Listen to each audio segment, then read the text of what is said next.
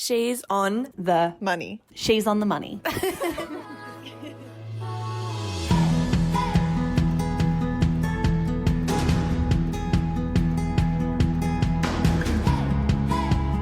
Would you like to hear the DM of the week? Yes, Definitely. All right. Hi, She's on the Money. I have a money dilemma for you.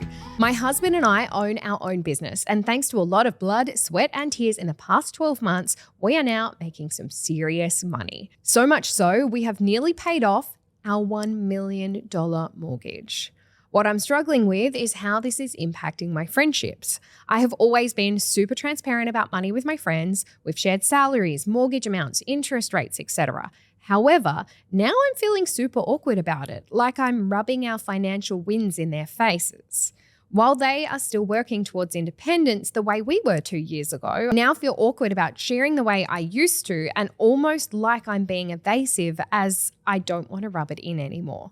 How do you handle financial transparency with friends when one of you is significantly better off? Help, I really don't want to lose my friends. Oh, first of all, well done. That is That's unreal. so cool. Yeah, congratulations. That's huge. But I think the thing is, and this is like, I mean, I've been this person before, and Where you've been like super rich and you're just Yeah, unsure I've of how to just- deal with it. I don't know how to tell people sometimes. No, I've been the friend, and maybe perpetually will be the friend that's like, No, you're not, because no, I that's am, true. if anything, Yes, bullying you yes, to invest, to Exactly. save, If to nothing do your else. budgeting cash. You know what? It's not even bullying yet. Watch out. true. I think bullying is the only thing it's going to take for me to change my ways. So reckon? yeah, if you could You bully need me a some little bit tough more, love. Okay. that would be lovely. But no, I think the thing is, and this is not like a blanket thing. This is just, I'm literally talking about myself, and so I can only assume that maybe your friends kind of might feel similar. When there is a friend or someone that you're close to, you can see they're doing really well, and you feel a little bit like you feel a pang in your belly or in your head, and you know that it's irrational, you shouldn't be angry at this person. You feel a bit of like a pang in your belly, or like or you feel a little bit of anger or jealousy or something, and you don't really even know where it's coming from. You know it's irrational. That feeling, it just so happens that you're there and you're talking about your situation, and the person who is struggling, it feels like every day, maybe every second of every day, maybe it feels like you're perpetually drowning and you don't know how to get out. And it's like, you know, you just need some help somewhere. But the anger didn't, I guess, and you can't say this to your friends, I suppose, because I guess you'd just be assuming this. But I guess when it comes to myself, or if your friends are listening to this, your anger is being put in the wrong places, and it's probably should be directed toward maybe your boss who isn't giving you a pay rise, or maybe maybe the government, or maybe the inflation, or maybe the cost of living. It's all these different things. Maybe it's how you were raised. Maybe it's your parents for not teaching you financial literacy. Maybe it's all of these things. And maybe that's a better place to put that. Not that anger is a helpful thing to feel, but it is completely valid.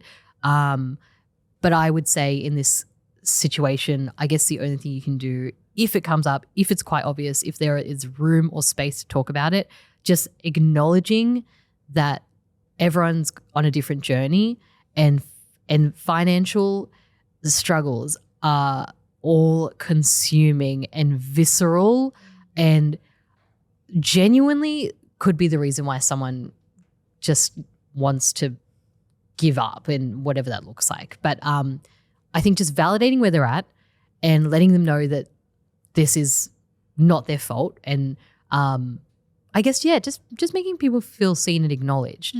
And because your situation, I mean, as you say, blood, sweat, and tears, baby, that's like very impressive. That's an achievement. cool. That should be celebrated. That should be cool, celebrated. So yeah, I would just say acknowledging their struggles, I'm just assuming there are struggles, and then, you know, talking about, you're allowed to celebrate yourself is all I'm saying. I'm not going to lie. I feel like this is a them problem more than a friends problem.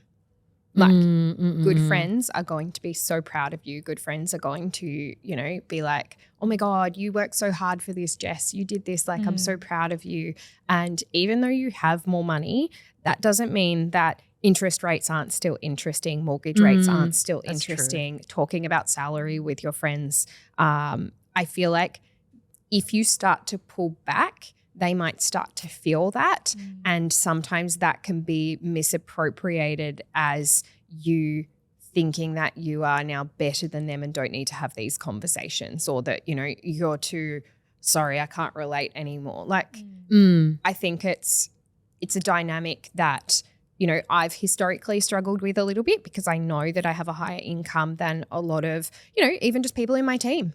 And that has made me feel uncomfortable. But at the end of the day, a rising tide lifts all ships. And I will give you every tip, every trick. I will show you what I've done in my business. If you want to do a business too, I'll be the first to put my hand up and be like, okay, cool. So Jess, you're starting. What's this look like? How does this work? Jess has a side hustle. And I'm like, oh, can you fix this on your invoicing? Because it'll work better.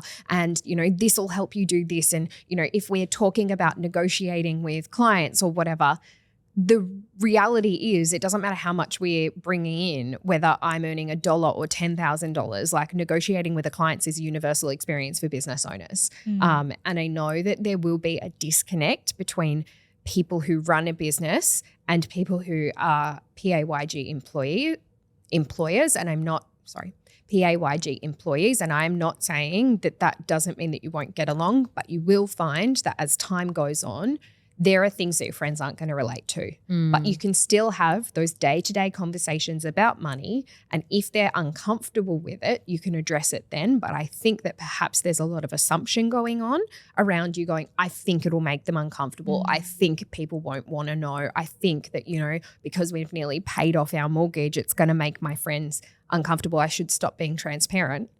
Can you imagine if I stopped being transparent about something? You'd be like, what's up with her? Is she all right? Business has changed her. Money has changed her. I don't want to be that person. Yeah. I still want to talk about the cost of Easter eggs. Can I afford an Easter egg? Let's be honest. Yes. But it doesn't mean that it's not ridiculous. And I think that is a universal experience, and money needs to be talked about, the good, the bad, the ugly, the positive, the negative.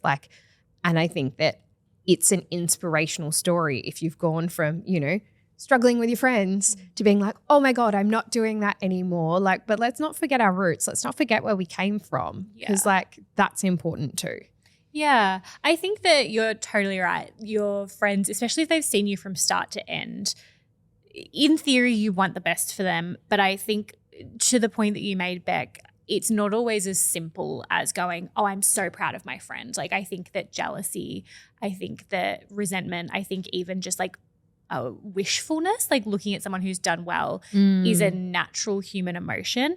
And I do think it's a really great thing that you're being considerate of their feelings, because I think particularly if, if your friend was going, oh my God, I don't know how I'm going to pay rent this month. I can't put groceries on my table this month. And then you say, oh my God, we're going to upgrade to our $1 million home. We're going to get a $2 million home. Yeah, but read the room. Can you imagine? That's exactly what I mean, though. I think that having a bit of conscientiousness for where they're at is a really good thing. I think it's positive that you're feeling that way and being aware of it. But exactly as VD said, I think that pulling away or shutting – sorry, I keep hitting this microphone. I think that pulling away or shutting off those conversations completely is probably going to make them feel more isolated, more segregated from you. So I think still having the conversations, but approaching them with consideration, with mindfulness, with empathy for whatever they're experiencing. Exactly as you said, temperature checking the room, being aware of what we're saying, making sure that we're not putting our foot in our mouth or inadvertently making someone feel bad about their situation, because you've worked really hard and you've achieved a lot, and that deserves to be celebrated. But at the same time, if people are really struggling, it can be hard for them to appreciate it to the fullest extent. So it's, I think, a bit of a balancing act on both sides. But if you and your friends are all open and honest with each other, I think that will have the best impact. Could it be communication is key?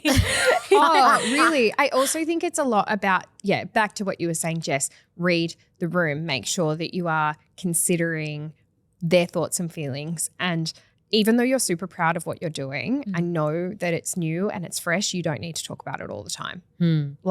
What did you used to talk about let's check ourselves a little bit. Yeah. Are we turning up to brunch and being like, oh my God, I can't believe what we did this week, and it's always about you? But then again, that's just effective communication in itself. Totally. We asked the community, we said, if your friend suddenly became rich, would it change your relationship? 5% said, yep, it'd feel weird. 40% said, maybe, depends on them and how they deal with it. 55% said, not with real friends, no. We asked, should financial success be celebrated in friendships like every other achievement? 70% said, yep, share the success. 28% said only if done humbly. And 2% said, no, I feel like it's bragging.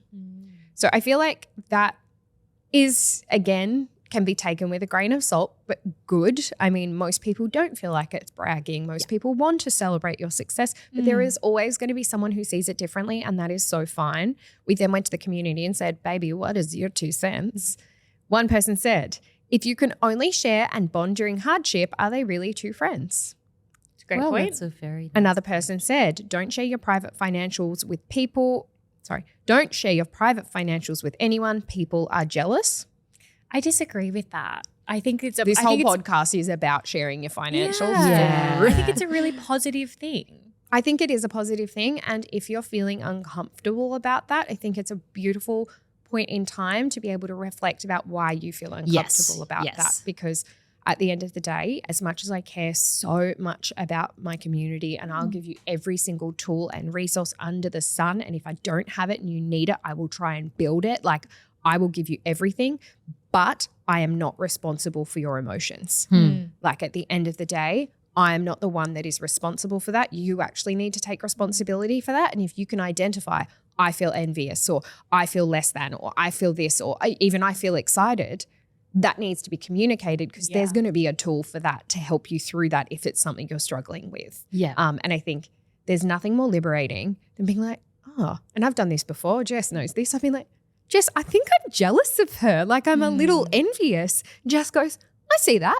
Let's talk it through. Why? What is she achieving? How is she doing it? Like, what could you do? And I go, actually, this has been a really empowering conversation. I wish I was more like that. Like, I wish I had her motivation or a dedication or whatever it is. And I think it's so nice to speak about those things in a trusted position and like in a trusted friendship, that I can go, Jess, I'm a little bit, why am I jealous about this? And she goes, oh my gosh, I know. And then you go, oh, I don't feel so bad about that. Like, that's better.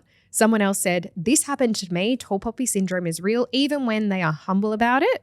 Another person said, if you're uncomfortable, let them ask questions rather than you offering info that they didn't ask for. It's a great take. Great take. And last one said, I get where she's coming from, but as V does, share with humility and acknowledge that hard work takes hard work. 100%. So I'll leave it there, because we are running out of time today, guys. We've had a good yap. I have adored this. But with that, my friends, I hope you have a really good weekend, and we'll see you bright and early on Monday for a Money Diary. Bye, guys. Bye.